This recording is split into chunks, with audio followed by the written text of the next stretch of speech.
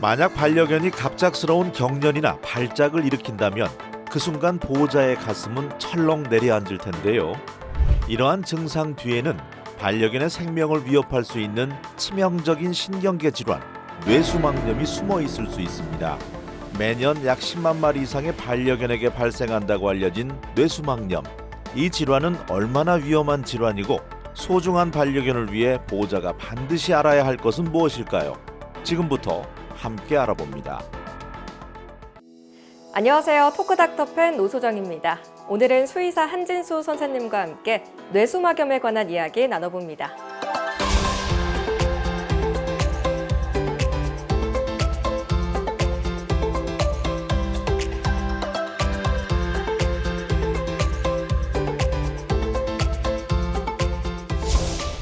선생님 안녕하세요. 네, 오늘 뇌수막염에 대해서 이야기 나눠볼 텐데 사람한테도 아주 위험한 질환인데 강아지도 걸릴 수 있다고 하니까 좀 놀라웠거든요. 강아지 뇌수막염은 어떤 질환인가요? 뇌수막은 뇌와 척수를 덮고 있는 얇은 결합 조직입니다. 뇌수막염은 이 뇌수막에 염증이 생기는 것을 말합니다. 여기서 생긴 염증이 뇌까지 전달된 것을 수막뇌염이라고 합니다. 편의상 넓은 범위로 뇌수막염이라고 부르는 것이 일반적이긴 합니다. 그럼 이 뇌수막염의 원인은 뭐가 있을까요? 뇌수막염의 원인은 크게 감염성과 비감염성으로 나눌 수 있습니다. 일반적인 소형견에서는 감염성보단 비감염성 뇌수막염이 좀 더 흔하게 발생합니다. 감염성 뇌수막염은 바이러스, 세균, 곰팡이, 기생충 등이 감염되어서 발생하고 비감염성 뇌수막염은 외상, 종양, 약물, 자가면역 질환, 유전적 해부학적 구조 등이 원인입니다. 네, 그럼 이 뇌수막염을 의심해 볼 수 있는 그런 증상들은 어떤 게 있을까요? 뇌수막염의 대표적인 증상으로는 경련과 발작이 있습니다. 하지만 염증의 위치와 정도에 따라 증상이 매우 다양합니다. 마비, 구토, 고열, 의식 소실, 파행, 시력 저하, 공격성, 무기력 등 매우 다양한 증상을 보일 수 있습니다. 네, 대표적인 증상으로 경련과 발작을 말씀해 주셨는데 우리 강아지가 경련 발작 일으키면 너무 당황할 것 같거든요. 이럴 때 보호자분이 어떻게 대처를 하는 게 좋을까요? 반려견이 처음 경련이나 발작을 하는 것을 보게 되면 보호자분들은 정말 많이 놀라고 무서우실 텐데요. 반려견들을 위해서 침착하게 대처해 주셔야 합니다. 우선 신경 증상이 보이는 강아지 주변에 위험이 될 만한 물건을 치워주시고 반려견이 높은 곳에 있다면 떨어지지 않게 낮고 푹신한 곳으로 옮겨주셔야 합니다. 혀가 말려 들어가지 않게 해주시는 것도 좋지만 손을 세게 물릴 수 있으니 주의가 필요합니다. 또 발작이 잦아들었다면 진료가 가능한 동물병원으로 바로 가는 것이 좋습니다. 경미한 발작이라면 양쪽 눈을 지그시 눌러주면 안구 주변의 부교감 신경을 자극해 발작을 완화하는 데 도움이 될 수 있습니다. 네, 그러면 뇌수막염과 좀 증상이 비슷해서 헷갈릴 수도 있는 질환이 있을까요? 뇌수막염은 여러 가지 증상을 보일 수 있기 때문에 감별해야 하는 질환도 많습니다. 하지만 제일 중요한 증상인 발작과 혼동하기 쉬운 증상은 실신입니다. 보호자분들이 가장 쉽게 구별할 수 있는 법은 전조 증상의 유무가 가장 중요한 기준입니다. 불안, 흥분, 침 흘림, 구역감, 배뇨, 사지 경직 등의 증상이 보인 후에 의식을 잃었다면 발작으로 볼 수 있습니다. 그리고 이러한 전조 증상이 없었다면 뇌로 공급되는 혈류의 이상이 원인인 실신일 가능성이 높습니다. 네, 이렇게 증상을 좀 구분을 하더라도 정확한 진단을 하려면 병원에서 검사를 받아야 할 것 같은데 병원에서는 어떤 검사를 진행하나요? 뇌수막염을 정확하게 진단하는 건 매우 어려운 과정입니다. 기본적인 신체 검사를 진행한 후에 대사질환을 감별하기 위해 전반적인 혈액 검사와 엑스레이 검사 및 초음파를 진행합니다. 다른 질환이 배제된다면 뇌신경계를 확인하기 위해 마취 후에 MRI 검사와 뇌척수액 검사가 필요합니다. 특히 뇌척수액 검사는 감염성 뇌수막염을 감별하기 위해 추천되는 검사입니다. MRI 검사 결과와 뇌척수액 검사 결과를 토대로 뇌수막염을 진단하지만 이러한 검사로는 유가종성 뇌수막염과 괴사성 뇌수막염을 정확하게 감별하기는 어렵습니다. 이는 조직 검사로 가능하지만 현실적으로는 어렵기 때문에 치료 반응을 보면서 판단해야 합니다.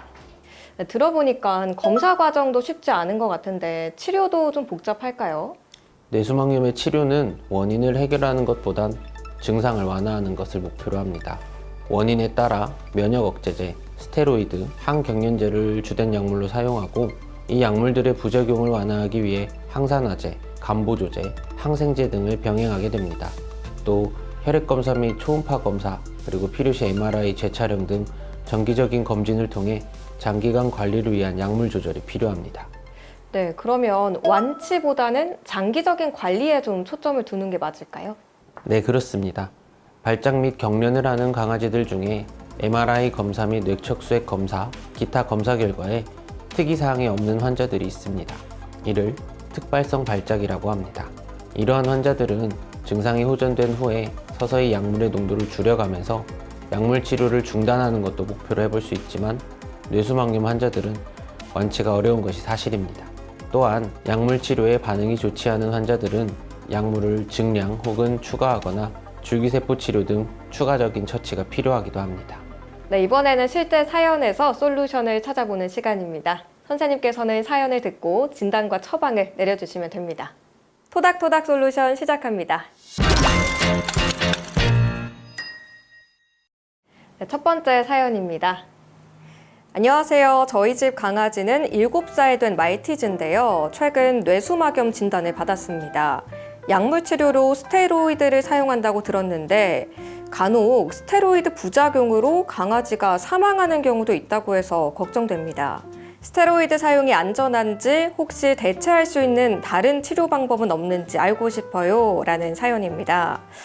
이 스테로이드가 치료에 효과적일 수는 있지만 또 부작용도 심할 수 있을 것 같아서 보호자분들 입장에서는 걱정이 될 것 같거든요. 스테로이드는 종종 표현하기로 양날의 검이라고 말합니다. 항염증 효과와 면역력 조절에 매우 탁월한 효과를 보입니다. 또 내복약의 양도 적고 다른 약에 비해 가격도 저렴합니다. 하지만 장기간 복용 시 내분비 질환과 간 수치 상승 등 여러 부작용이 생길 가능성이 높은 약입니다. 스테로이드는 장기간 복용 시 줄여나가면서 복용을 중단하는 것이 좋지만 원인이나 증상에 따라 스테로이드를 계속 복용해야 하는 경우도 있습니다. 이 양날의 검이라고 하니까 훨씬 이해가 잘 되는 게 효과도 있지만 그만큼 부작용도 크기 때문에 스테로이드 사용하실 때는 꼭 신중한 결정을 해야 될 것 같다는 생각이 듭니다. 네, 이어서 다음 사연 들어보겠습니다. 안녕하세요. 6살 포메라니안을 키우고 있는데요. 최근 강아지가 뇌수막염 진단을 받았습니다. 알아보니 뇌수막염이 생각보다 심각한 병이더라고요. 게다가 재발할 수 있고 평생 관리해야 하는 병이라고 하니 병원 선택이 너무 중요할 것 같아요. 동네에 동물병원이 몇 군데 있기는 한데 어떤 병원을 선택해야 할까요? 라는 사연입니다. 이게 뇌수막염이 장기적인 치료를 하는 거다 보니까 병원 선택도 굉장히 중요할 것 같은데 어떤 병원을 선택하는 게 좋을까요? 기본적으로 뇌수막염은 진단하기 위해 MRI 검사가 필수적입니다. 강아지에서는 마취가 필요하기 때문에 관리 단계에서 자주 촬영하기는 어렵지만 필요에 따라 재촬영을 해야 되는 경우도 있습니다. 그리고 장기 관리 시 증상이나 혈액 검사 수치에 따라 여러 가지 내복약을 복용해야 할 가능성이 높으므로 MRI 장비와 충분한 약품, 그리고 전문 의료진이 있는 동물병원을 추천드립니다. 많은 도움 되셨나요? 지금까지 토닥토닥 솔루션이었습니다. 네, 이번에는 퀴즈를 통해서 강아지 뇌수막염에 대해 더 쉽고 재밌게 이해해보는 시간입니다.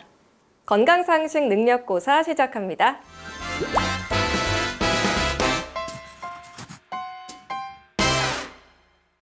첫 번째 문제 주시죠. 첫 번째 문제입니다. 몸집이 작은 강아지에게 뇌수막염이 더 자주 발생할 수 있다. 그렇다면 O 아니면 X를 선택해 주세요. 몸집보다는 건강 상태에 더 영향을 많이 받지 않을까 해서 X를 선택하겠습니다. 네, 정답은 O입니다. 뇌수막염은 퍼그, 말티즈, 치와와, 패키니즈, 시츄, 요크셔 테리어, 토이푸들 등 주로 몸집이 작은 소형견들, 그 중에서도 머리가 작고 주둥이가 짧은 단두종 품종에서 더 자주 발생합니다. 이는 두개골의 해부학적 특징 때문입니다. 두개골의 돔형 모양과 작은 두개골 내부 용적이 뇌 압력을 높이는데 이것은 뇌수두증의 주요한 원인입니다. 뇌수두증이 뇌수막염으로 반드시 이어지는 것은 아니지만 뇌수막염을 진단받은 강아지들 중 이러한 특징을 가진 소형견이 많은 것은 사실입니다. 몸집이 작을수록 두개골이 작기 때문에 뇌수막염이 잘 걸릴 수 있는 거군요. 오늘 처음 알았습니다. 그럼 다음 문제 주시죠. 다음 문제입니다. 강아지 뇌수막염은 전염되는 질환이다. 그렇다면 O 아니면 X. 정답은 무엇일까요? 전염은 안 될 것 같거든요. 전염이 안 된다. X 선택하겠습니다. 정답은 X입니다. 뇌수막염의 원인 중 감염성 뇌수막염이 있지만 감염체가 전염되어도 반드시 뇌수막염이 되는 것은 아닙니다. 높은 확률로 뇌수막염의 원인이 되는 감염원은 매우 드물고 뇌수막염 중 비감염성 뇌수막염의 비율이 감염성 뇌수막염보다 훨씬 높습니다. 따라서 뇌수막염이 전염되는 것을 걱정하지는 않아도 됩니다. 시청자분들은 정답 많이 맞추셨나요? 지금까지 건강상식 능력고사였습니다.